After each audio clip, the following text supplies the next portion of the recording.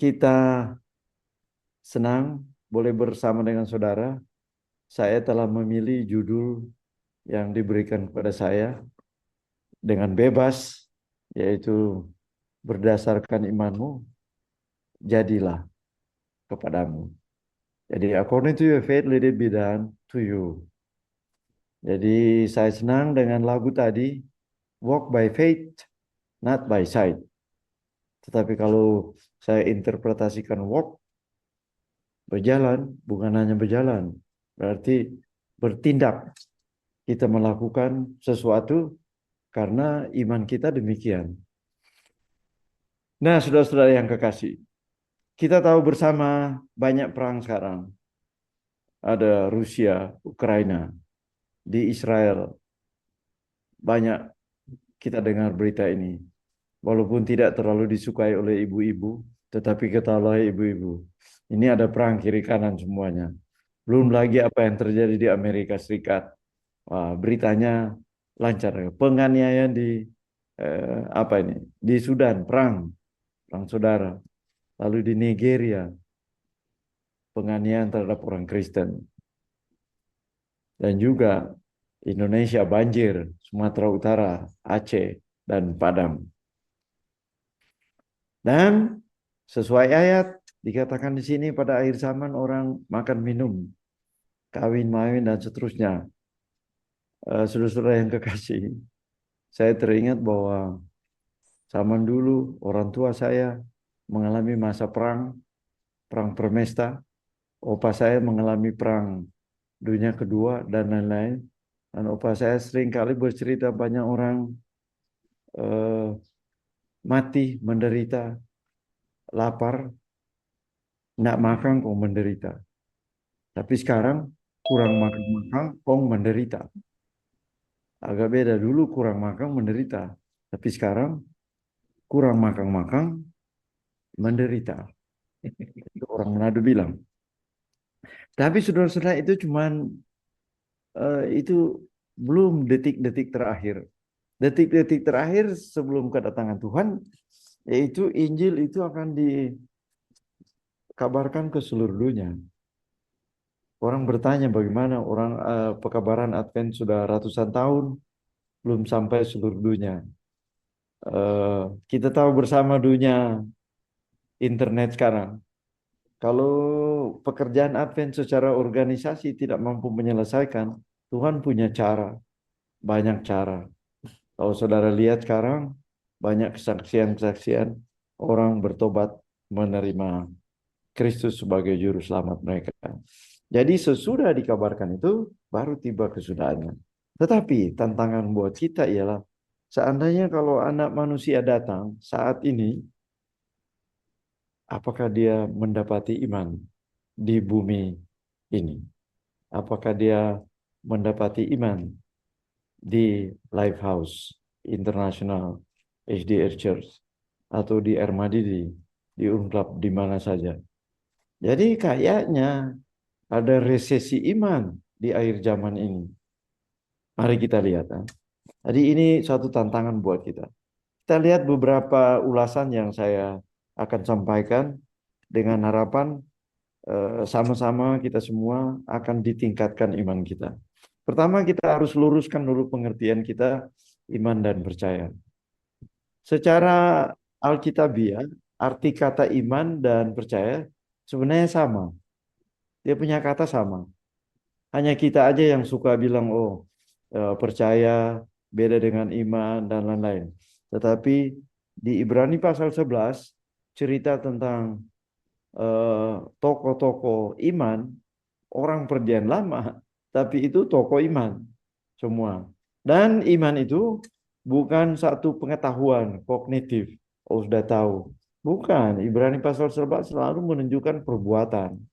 Dengan kata lain, Ibrahim percaya langsung pergi. Dan seterusnya. Sedangkan Samson juga percaya. Walaupun kita katakan dia bunuh diri. Tapi itu terserah Anda menganggap itu bunuh diri, orang lain bilang bukan. Tapi mari kita lihat beberapa ayat yang menopang bahwa percaya dan iman itu sama. Di dalam perjanjian lama dia punya kata bahasa Ibrani yaitu aman. Hampir sama ya, aman iman. Di Perjanjian Baru dia punya kata pistis. Punya pistis. Ada ayat yang terdapat dalam Habakuk, dia pakai kata percaya. Orang yang benar itu akan hidup oleh percaya. Lalu Paulus di dalam Perjanjian Baru, dia pakai ayat yang sama, tetapi sudah diterjemahkan iman. Jadi dengan kata lain, ayat yang sama ini boleh dipakai kata aman dalam Perjanjian Lama, boleh dipakai kata pistis di dalam Perjanjian Baru. Jadi sama saja ya. Jadi kalau cerita. Tetapi pengertian sesuai Ibrani pasal 14, tafsiran saya, iman atau percaya itu bukan satu teori yang diketahui di kepala. Bukan satu mata kuliah yang kemudian diuji dapat nilai A, B, dan lain-lain. Bukan hanya teori, tapi adalah perbuatan, tindakan.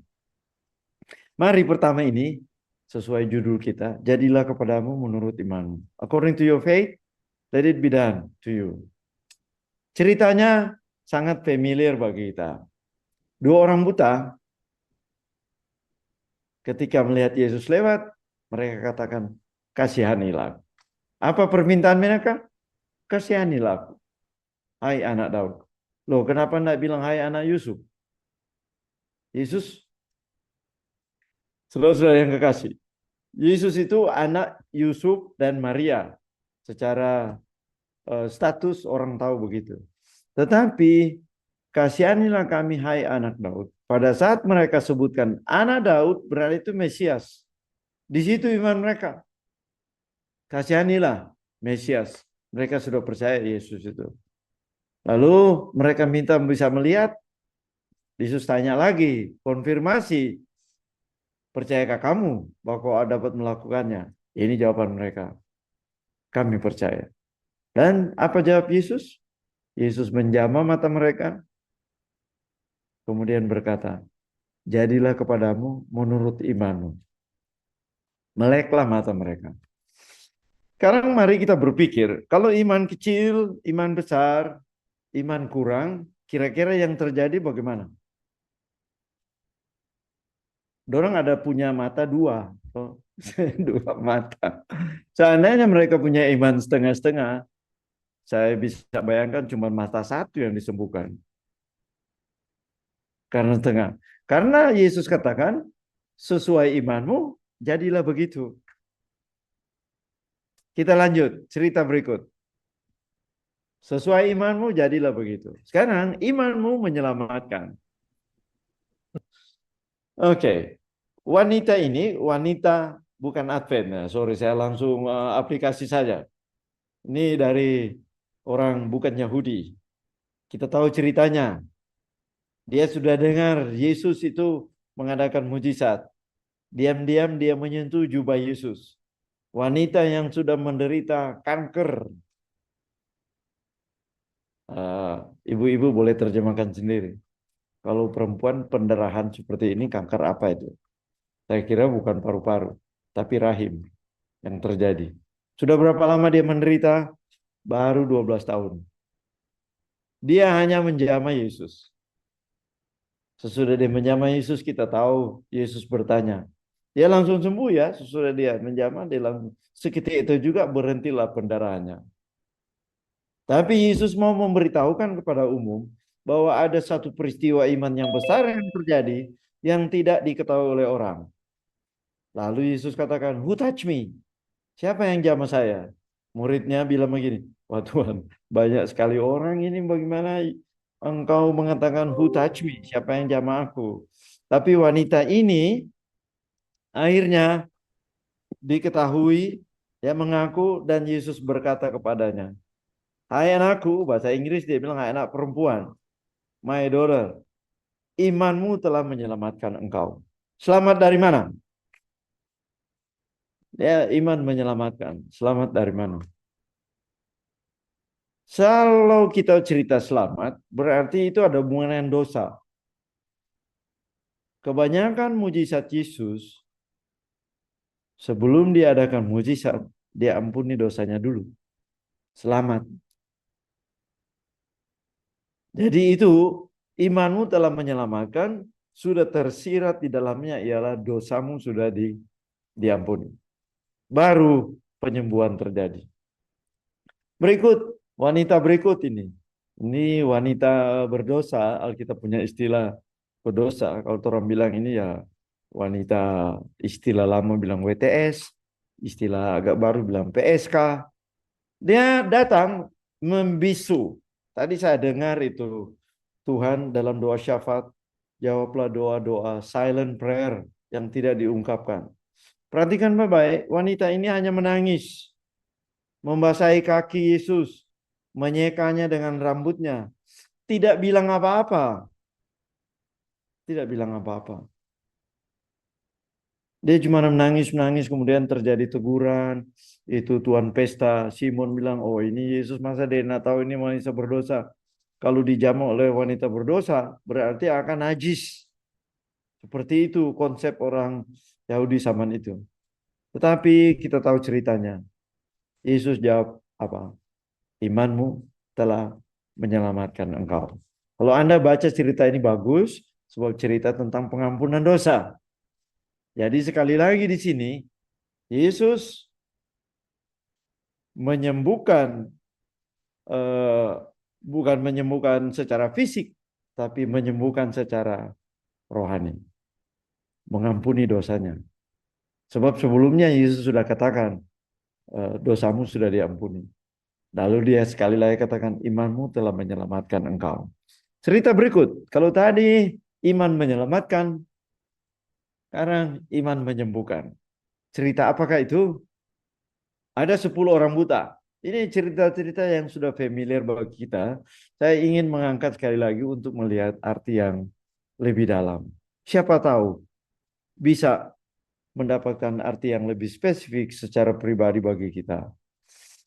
Jadi 10 orang itu sembuh, tetapi satu yang kembali dan satu kali lagi orang Farisi, Bang Advent ini, saudara-saudara. Maaf kalau saya langsung pakai itu tafsir saja. Bukan orang Yahudi.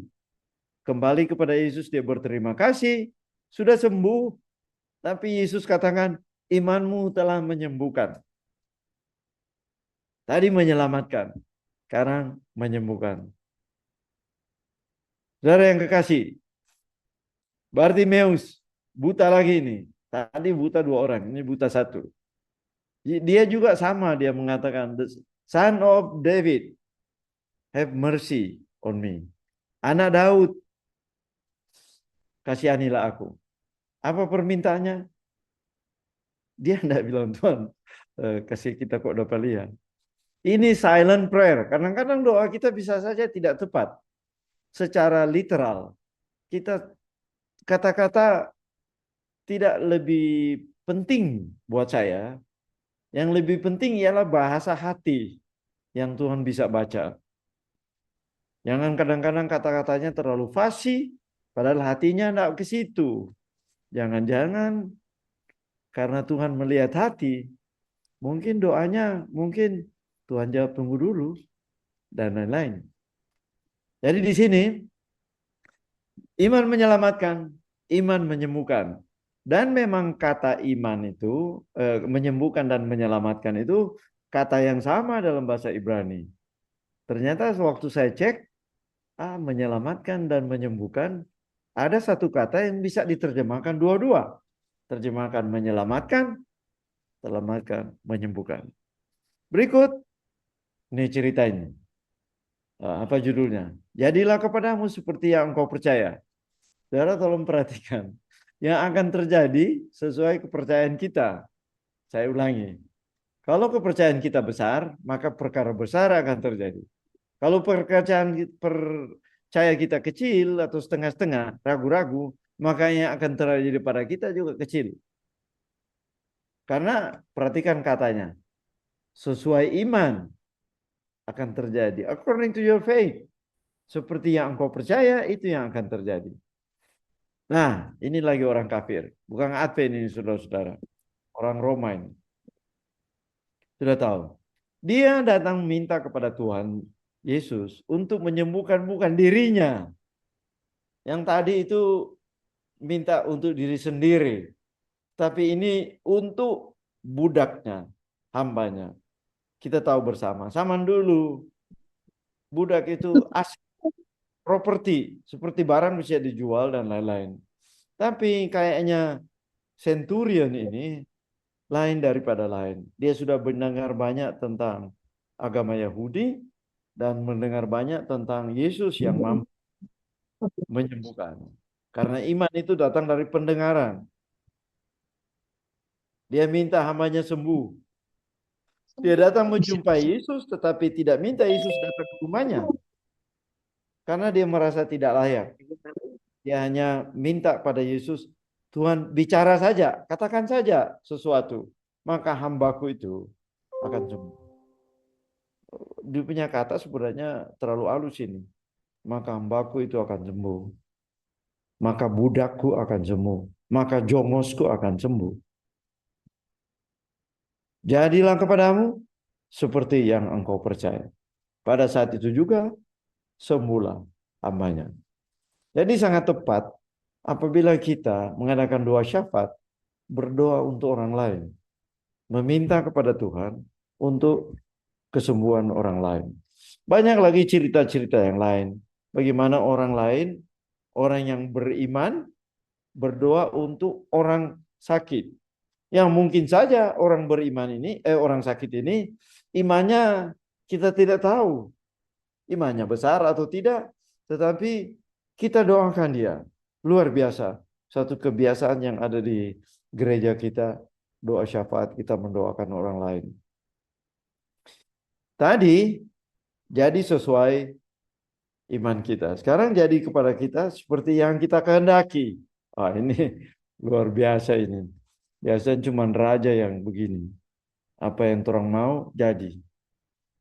Kalau orang banyak doi, apa yang orang mau, orang mampu beli. Jadi jadilah kepada aku seperti yang kita mau.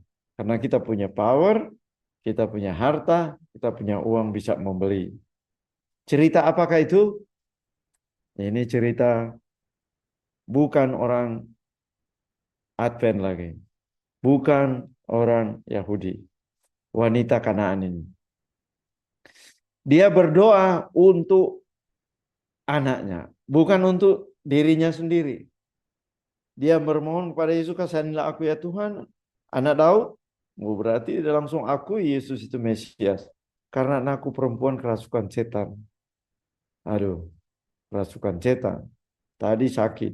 Ini kerasukan setan. Sangat menderita. Karena setan ini membanting-banting anaknya itu. Tapi ada percakapan di situ bahwa Yesus bukan datang untuk orang kafir. Lalu wanita ini katakan karena Yesus menggunakan ilustrasi bahwa tidak layak itu anjing-anjing makan roti dari meja tuannya. Bayangkan wanita ini orang kafir sudah dianggap seperti anjing. Tapi dia bilang, ya betul tidak bisa layak untuk makan roti yang ada di meja. Tapi kalau roti itu jatuh, anjing kan boleh makan. Kecuali di Amerika Serikat, negara-negara baru sekarang. Anjing itu diperlakukan seperti orang. Dia punya harga makanan lebih mahal daripada makanan orang. Nah, lain cerita. Konteks di sini ialah anjing terima makanan sisa dari majikannya. Saudara yang kasih, saya mau mengajak supaya kita melihat cerita ini. Di manakah kepercayaan? Cerita yang sangat familiar. Ada 3 versi tentang Yesus meredakan badai. Murid-murid. Ini ada 12 murid ya. Naik di atas perahu. Lalu terjadi badai. Yesus tidur, terjadi badai.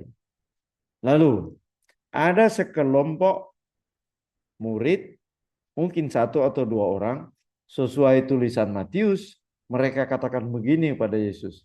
Tuhan, tolonglah kita binasa. Mereka tidak bilang Tuhan redakan banjir, badai. Mereka cuma bikin statement. Help, we are perishing. Tuhan semua mati orang. Nya nak mau dikte Pak Tuhan detail. Oh ini, dan lain-lain. Tuhan kalau boleh ini begini. Nggak perlu Tuhan so tahu kok itu. Menurut cerita di sini ya. Lalu akhirnya kita tahu. Yesus tegur mereka. Saya pakai bahasa Malaysia sedikit di sini. Mengapa kamu takut? Begitu tipis kepercayaanmu. Bahasa Inggris, little faith. Bahasa Indonesia biasa, kurang percaya. Berikut, kita lihat cerita berikut ya. Versi Lukas, Matius, sekarang versi Markus.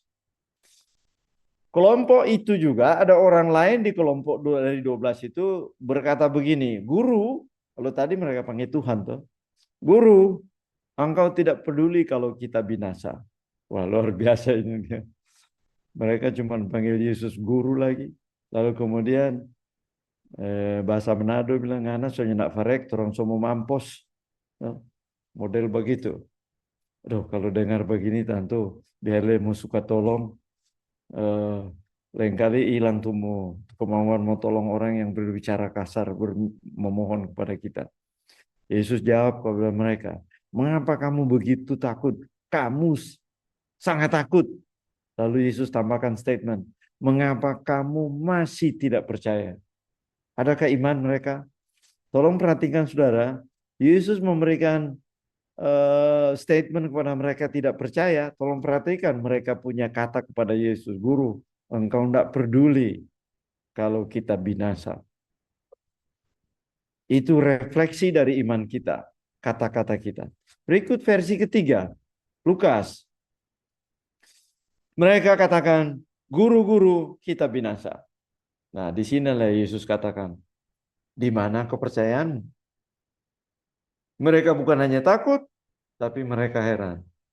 Iman ada, kepercayaan mereka ada, tetapi salah tempatkan iman mereka. Sehingga Yesus tanya, di mana kepercayaan? Mereka tempatkan di mana imannya? Mereka tempatkan kepada teknologi.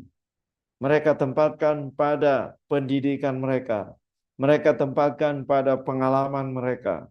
Mereka tempatkan pada harta mereka. Salah tempat. Yesus katakan, di mana kamu taruh imanmu? Di mana kamu simpan imanmu? Tapi mereka lumayanlah ada iman, tapi tidak salah kasih pakai, salah tempat. Mereka punya permintaan kepada Yesus, tidak ada. Mereka cuma bilang, torang somo mati.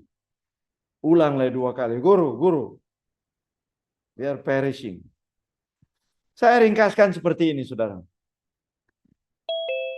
Matius, mereka bilang, Tuhan tolong. Itu permintaan mereka. Kita binasa. Takut.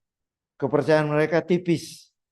Berikut Markus bilang, guru, engkau tidak peduli kalau kita binasa. Mereka begitu takut.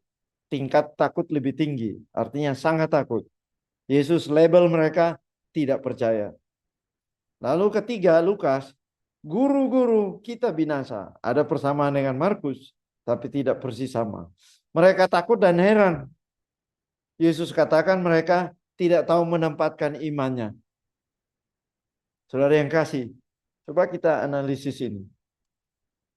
Kira-kira dari 3 kelompok ini, doa mana yang Yesus jawab? Yesus teduhkan itu badai, tetapi Yesus menjawab doa mana dari 3 ini?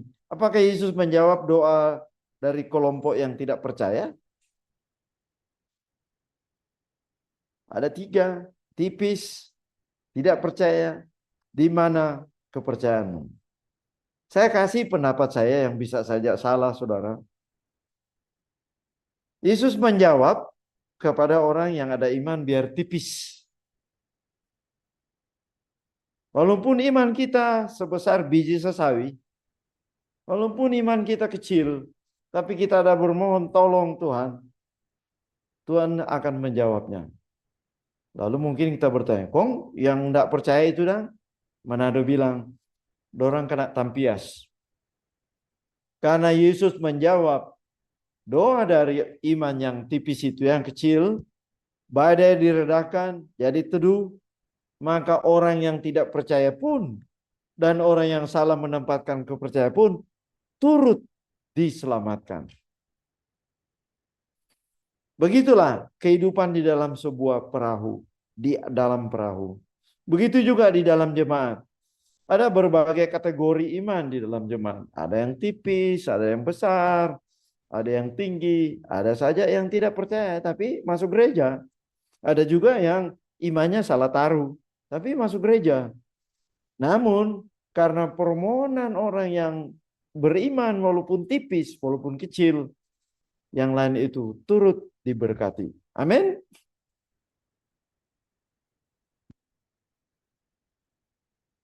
Kita lanjut. Dan angin dan air itu pun reda dan danau itu menjadi teduh.